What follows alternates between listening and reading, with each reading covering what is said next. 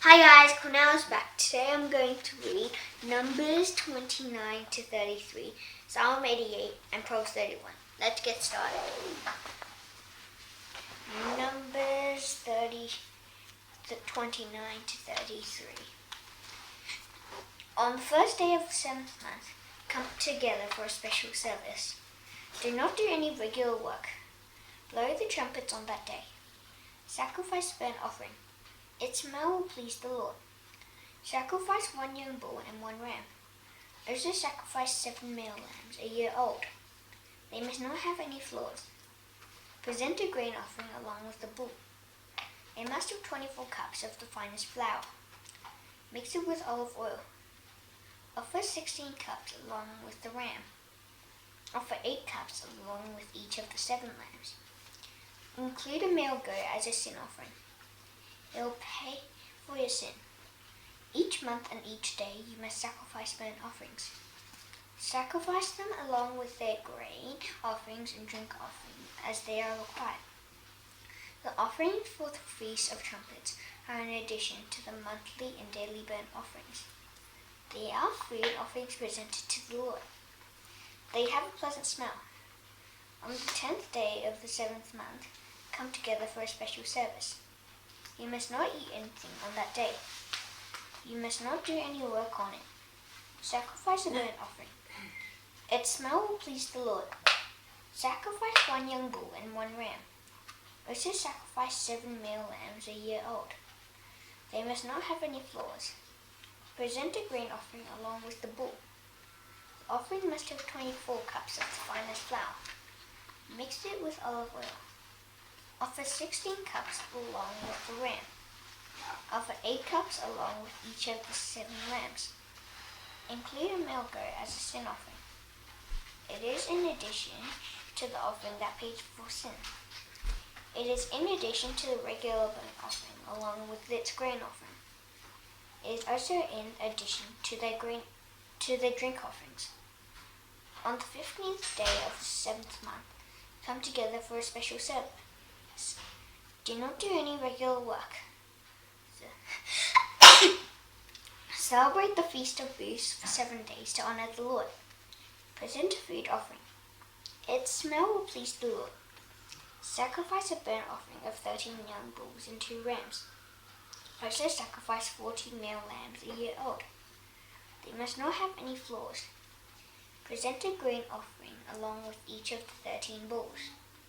It must have 24 cups of the finest flour. Mix it with olive oil. Offer 16 cups along with each of the 2 rams. Offer 8 cups along with each of the 14 lambs. Include a male goat as a sin offering. It is in addition to the regular burnt offering. It is also in addition to its grain offering and drink offering. On the second day, sacrifice 12 young bulls and 2 rams. Also sacrifice 40 male lambs a year old. They must not have any flaws. Present their grain offerings and drink offerings. Present them along with the bulls, rams, and lambs. Present them according to the required number. Include a male goat as a sin offering. It is in addition to the regular burnt offering, along with its grain offering. It is also in addition to their drink offerings. On the 3rd day, sacrifice 11 bulls and 2 rams. Also sacrifice 14 male lambs a year old. They must not have any flaws. Present their grain offerings and drink offerings. Present them along with the bulls, rams, and lambs. Present them according to the required number. Include a male goat as a sin offering. It is in addition to the regular burnt offering. It is also in addition to its grain offering and drink offering. On the 4th day, sacrifice 10 bulls and 2 rams. Also sacrifice 40 male lambs a year old. They must not have any flaws. Present their grain offerings and drink offerings. Present them along with the bulls, rams, and lambs. Present them according to the required number. Include a male goat as a sin offering. It is in addition to the regular burnt offering. It is also in addition to its grain offering and drink offering. On the 5th day, sacrifice 9 bulls and 2 rams. Also sacrifice 14 male lambs a year old. They must not have any flaws. Present their grain offerings and drink offerings.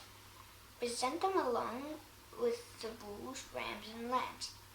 Present them according to the required number. Include a male goat as a sin offering. It is in addition to the regular burnt offering. It is also in addition to its grain offering and drink offering. On the 6th day, sacrifice 8 bulls and 2 rams. Also sacrifice 14 male lambs a year old. They must not have any flaws. Present them along with the bulls, rams, and lambs. Present them according to the required number. Include a male goat as a sin offering. It is in addition to the regular burnt offering. It is also in addition to its grain offering and drink offering. On the 7th day, sacrifice 7 bulls and 2 rams. Also sacrifice 14 male lambs a year old. They must not have any flaws. Present their grain offerings and drink offerings. Present them along with the bulls, rams, and lambs. Present them according to the required number. Include a male goat as a sin offering. It is in addition to the regular burnt offering. It is also in addition to its grain offering and drink offering. On the 8th day, come together for a closing sacred service. Do not do any regular work. Present a food offering. Its smell will please the Lord. Sacrifice a burnt offering of 1 bull and 1 ram. Also sacrifice 7 male lambs a year old. They must not have any flaws. Present their grain offerings and drink offerings. Present them along with the bull, the ram, and the lambs. Present them according to the required number. Include a male goat as a sin offering. It is in addition to the regular burnt offering. It is also in addition to its grain offering and drink offering. Here are the offerings you must present to the Lord at your appointed feasts. They are your burnt offering, grain offerings, drink offerings, and friendship offerings. They are in addition to the offerings you bring to keep a special promise you make to the Lord. They are also in addition to the offerings you choose to give. Moses told the Israelites everything the Lord had commanded him. Chapter 30. Moses spoke to the heads of the tribes of Israel. He said, "Here's what the Lord commands. Suppose a man makes a special promise to the Lord, or suppose he gives his word to do something. Then he must keep his promise. He must do everything he said he would do. Suppose a young woman is still living in her father's house. She makes a special promise to the Lord, or she gives her word to do something. Suppose her father hears about her promise, and he doesn't say anything to her about it. Then she must keep her promise. She must do what she agreed to do. But suppose her father doesn't allow her to keep her promises when he hears about them. Then she doesn't have to do what she promised or agreed to do. The Lord will set her free. He'll do it because her father hasn't allowed her to keep her promises. Suppose she gets married after she makes a special promise, or she gets married after agreeing to do something without thinking it through. Suppose her husband hears about what she did, and he doesn't say anything to her about it. Then she must keep her promise.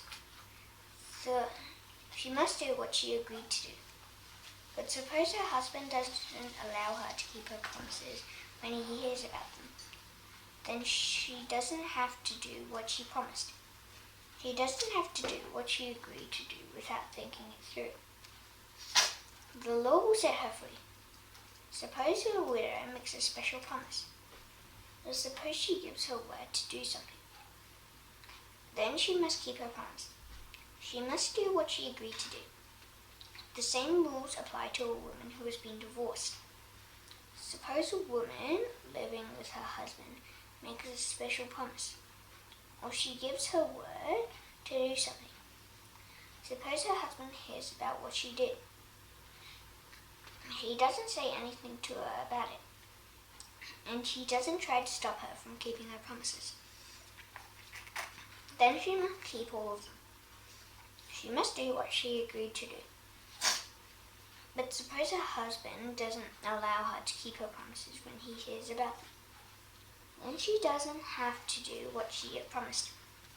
She doesn't have to do what she agreed to do. Her husband has kept her from doing what she said she would do. The law will set her free. Her husband can let her keep any special promise she makes, or he can refuse to let her keep it.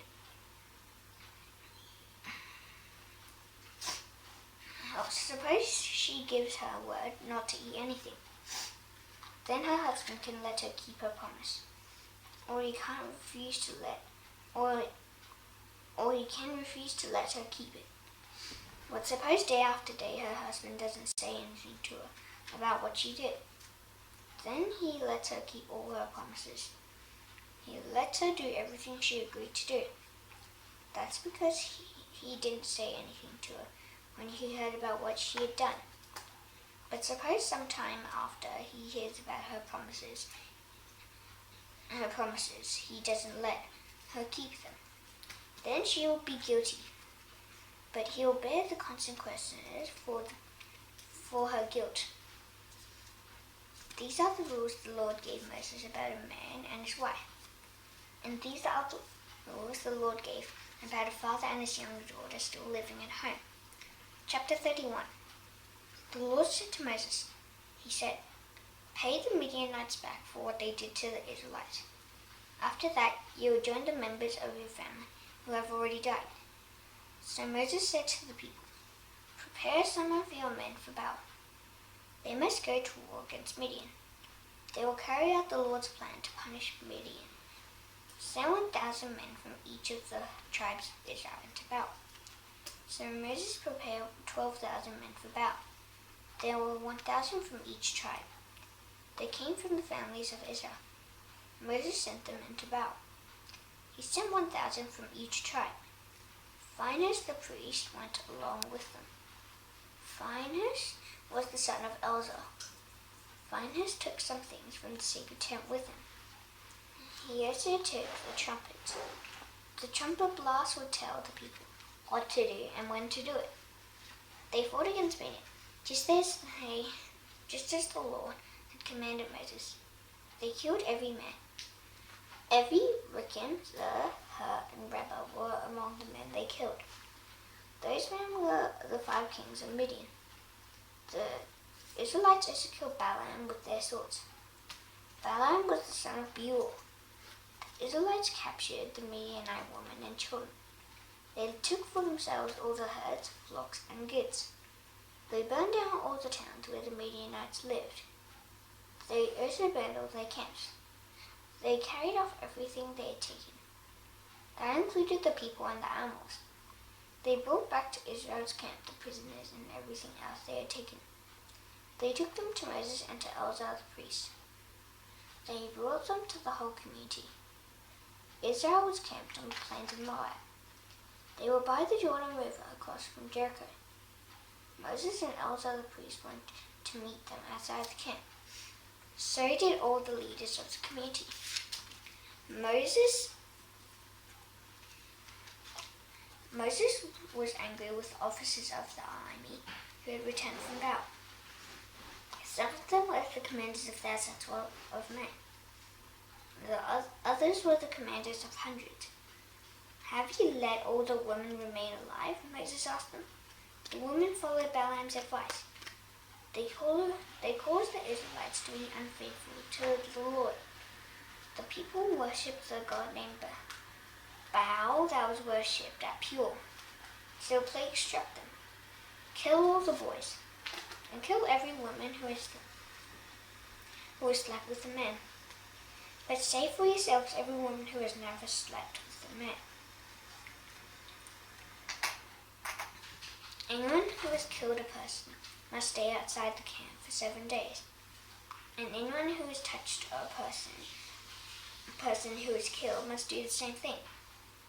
On the 3rd and 7th days, you must make yourselves pure. You must also make your prisoners pure. Make all your clothes pure and clean. Everything made out of leather, goat hair, or wood must be made pure and clean. Then Eleazar the priest spoke to the soldiers who had gone into battle. He said, "Here's what the Lord gave Moses requires. All your gold, silver, bronze, iron, tin, and lead must be put through fire. So must everything else that doesn't burn up. Then those things will be clean. But they must also be made pure with special water. In fact, everything that won't burn up must be put through that water.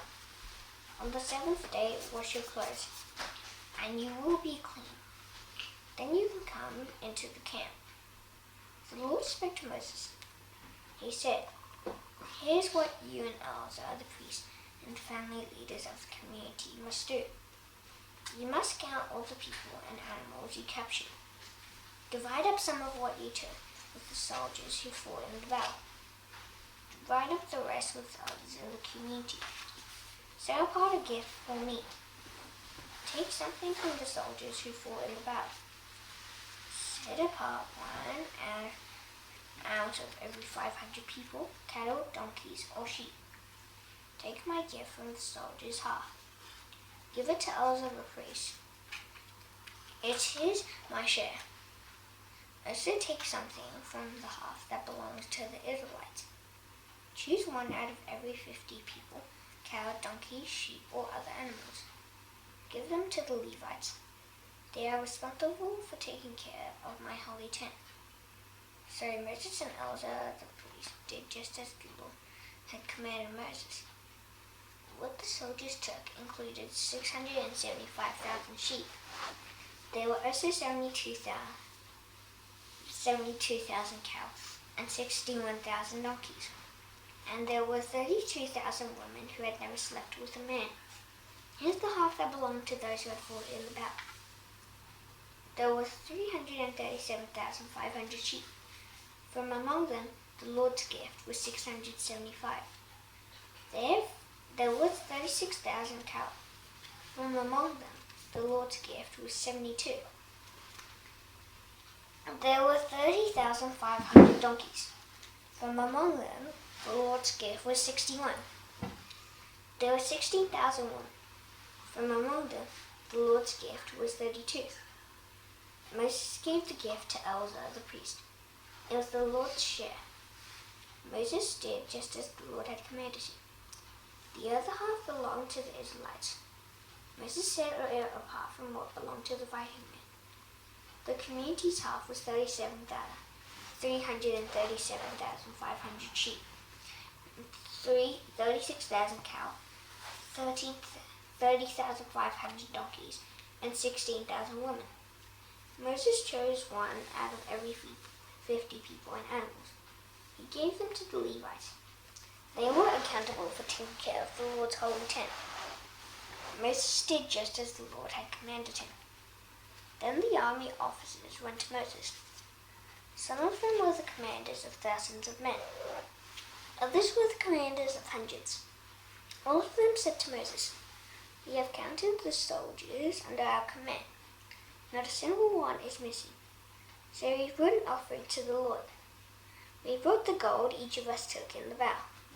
That includes armbands, bracelets, rings, earrings, and necklaces. We have brought them in front of the Lord to pay for our sin." Moses and Eleazar the priest accepted the beautiful gold things from the army officers.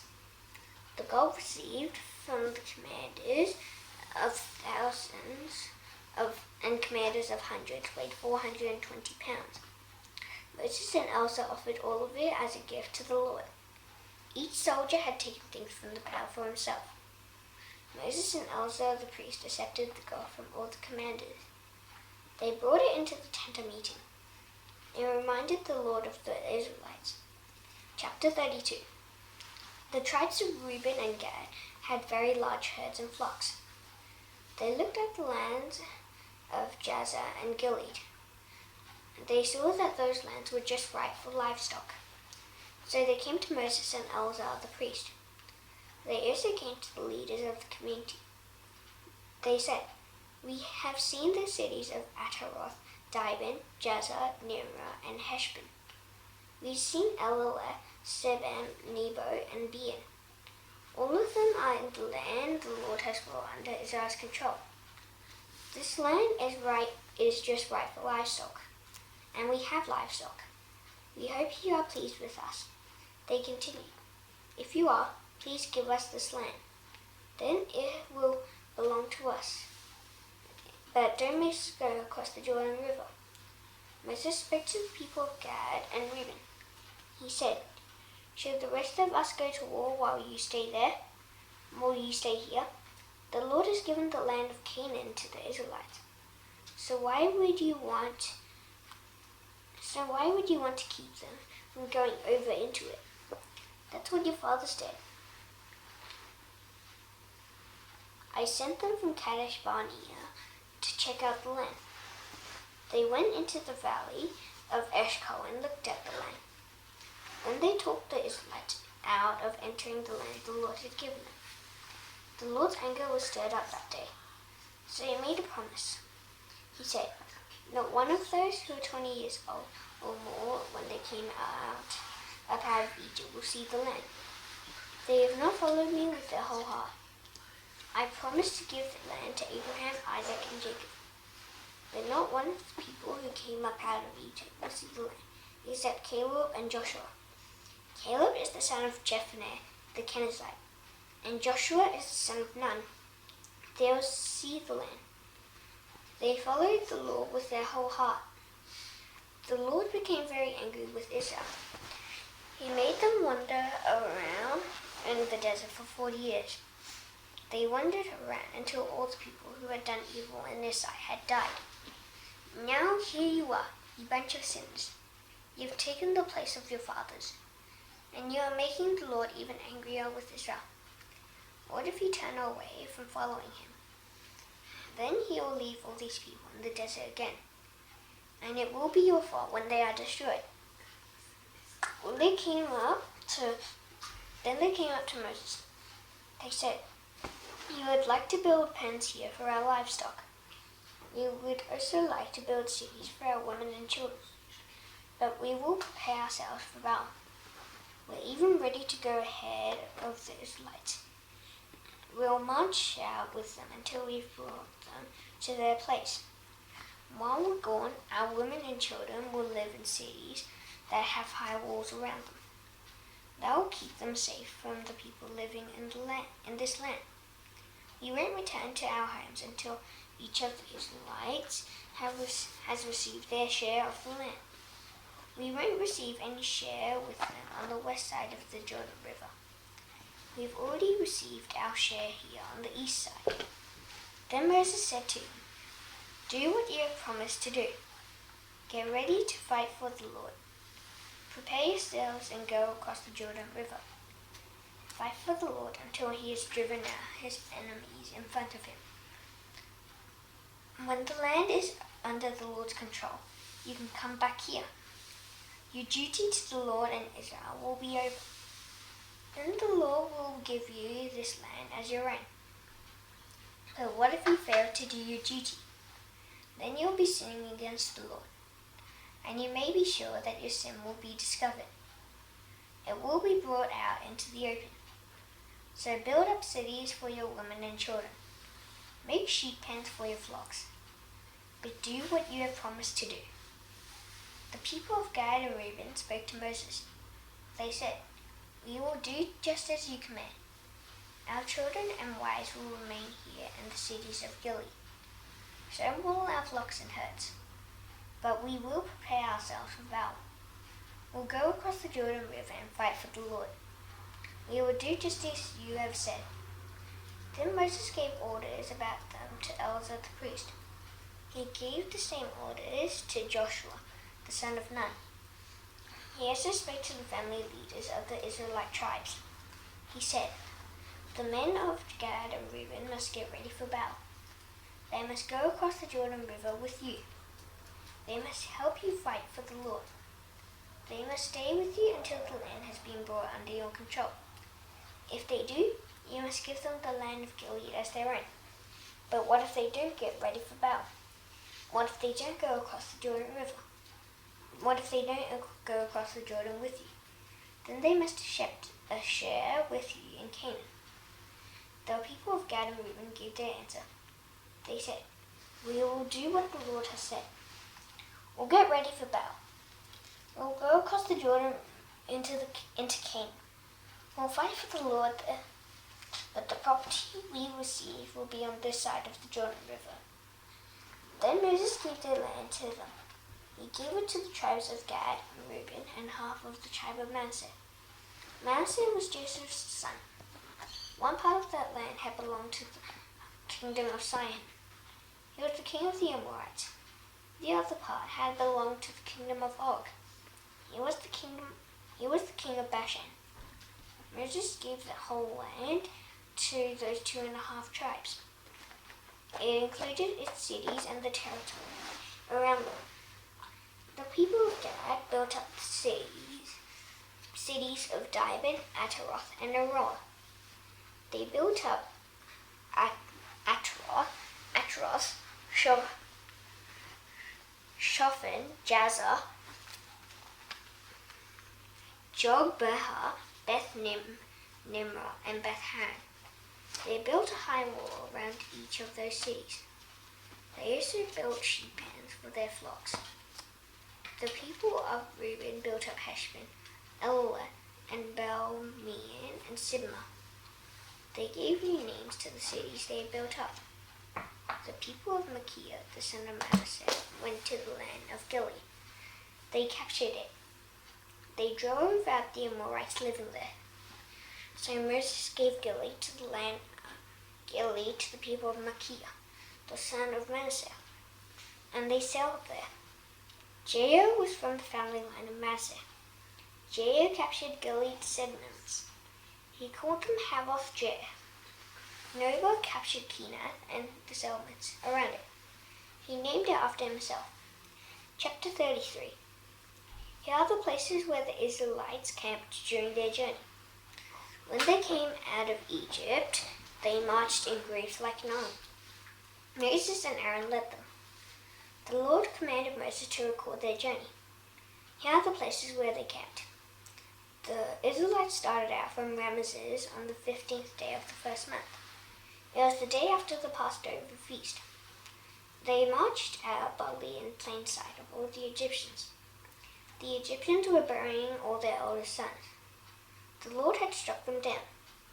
He had done it when they punished their gods. The Israelites left Ramesses and camped at Succoth. They left Succoth and camped at Etham. Etham was on the edge of the desert. They left Etham and turned back to Pi-Hahiroth. It was east of Baal-Zephon. It was camped near Migdol. They left Pi-Hahiroth. Then they passed through the Red Sea into the desert. They traveled for 3 days in the desert of Etham. Then they camped in Marah. They left Marah and went to Elim. 12 springs and 70 palm trees were there. So they camped at Elim. They left Elim and camped by the Red Sea. They left the Red Sea and camped in the desert of Sin. They left the desert of Sin and camped at Dophkah.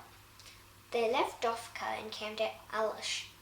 They left Alush and camped at Rephidim, but there was no water there for the people to drink. Then they left Rephidim and camped in the desert of Sinai. They left the desert of Sinai and camped at Kibroth Hattava. They left Kibroth Hattava and camped at Hazeroth. They left Hazeroth and camped at Rithmah. They left Rithmah and camped at Rimmon Perez. They left Rimmon Perez and camped at Libnah. They left Libnah and camped at Rissah. They left Rissah and camped at Kehelatha. They left Kehelatha and camped at Mount Shephah. They left Mount Shephah and camped at Harada. They left Harada and camped at Makheloth. They left Makheloth and camped at Tahath. They left Tahath and camped at Terah. They left Terah and camped at Mithkah. They left Mithkah and camped at Hashmonah.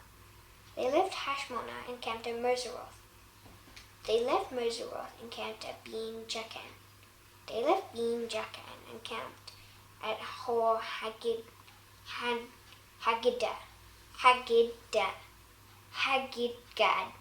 They left Hor Haggidgad and camped at Jotbatha. They left Jotbatha and camped at Abronah. They left Abronah and camped at Ezion-Geber. They left Ezion-Geber and camped at Kadesh. Kadesh was in the desert of Zin. They left Kadesh and camped at Mount Hor. It was on the border of Edom. Aaron the priest went up Mount Hor when the Lord commanded him to. That's where he died. It happened on the 5th day of the 1st month. It was the 40th year after the Israelites came out of Egypt. Aaron was 123 years old when he died on Mount Hor. The Canaanite king of Arad lived in the Negev desert in Canaan. He heard that the Israelites were coming. They left Mount Hor and camped at Zalmonah. They left Zalmonah and camped at Punon. They left Punon and camped at Oboth. They left Oboth and camped at Abarim. It was on the border of Moab. They left Abarim and camped at Dibon-Gad. They left Dibon-Gad and camped at Almon-Diblathaim. They left Almon-Diblathaim and camped in the mountains of Abarim near Nebo. They left the mountains of Abarim and camped on the plains of Moab. That area was by the Jordan River across from Jericho. They camped there along the Jordan River from Beth Jeshimoth to Abel Shittim. On the plains of Moab, the Lord spoke to Moses. He spoke to him by the Jordan River across from Jericho. The Lord said, "Speak to the Israelites. Tell them, go across the Jordan River into Canaan. Drive out all those living in the land. The statues of their gods are made out of stone and metal. Destroy all those statues, and destroy all the high places where they are worshipped. Take the land as your own. Make your homes in it. I have given it to you. Cast lots when you divide up the land. Do it based on the number of people in each tribe and family. Give a larger share to a larger group, and give a smaller group a smaller share. The share they receive by casting lots will belong to them. Give out the shares based on the number of people in Israel's tribes. But suppose you do not drive out the people living in the land, then those you allow to remain there will become like needles in your eyes. They will become like thorns in your sides. It will give you trouble in the land where you will live. Then I'll do to you what I plan to do to them." Proverbs 31.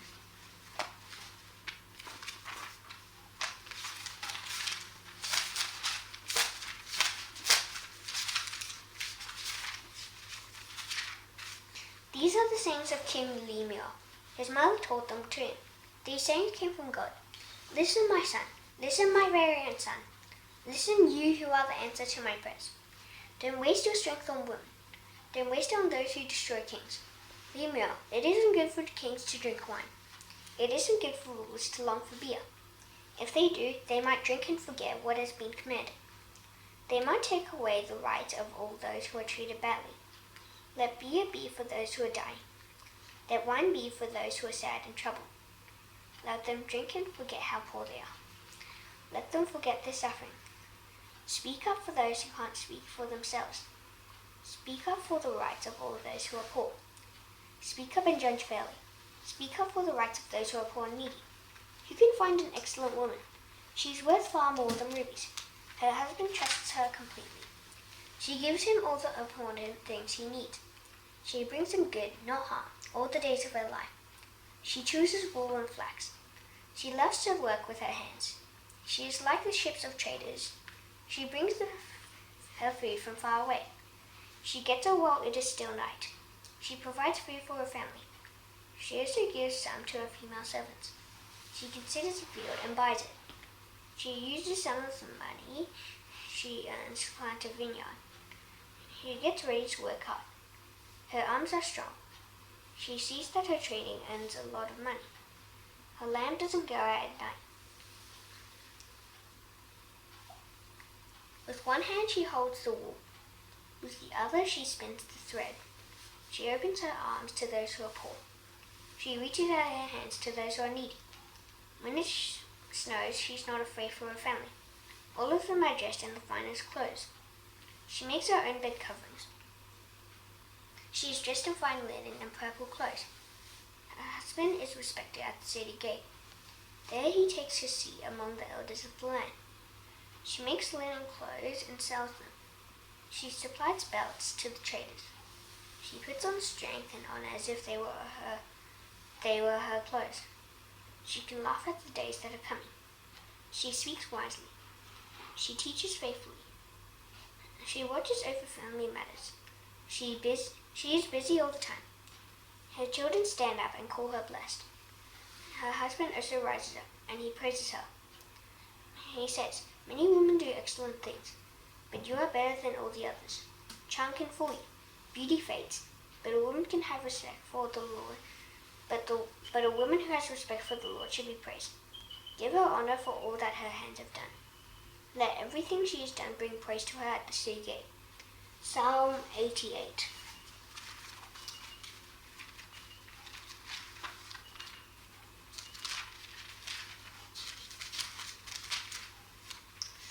Lord, you are the God who saves me. Day and night I cry out to you. Please hear my prayer. Pay attention to my cry for help. I have so many troubles.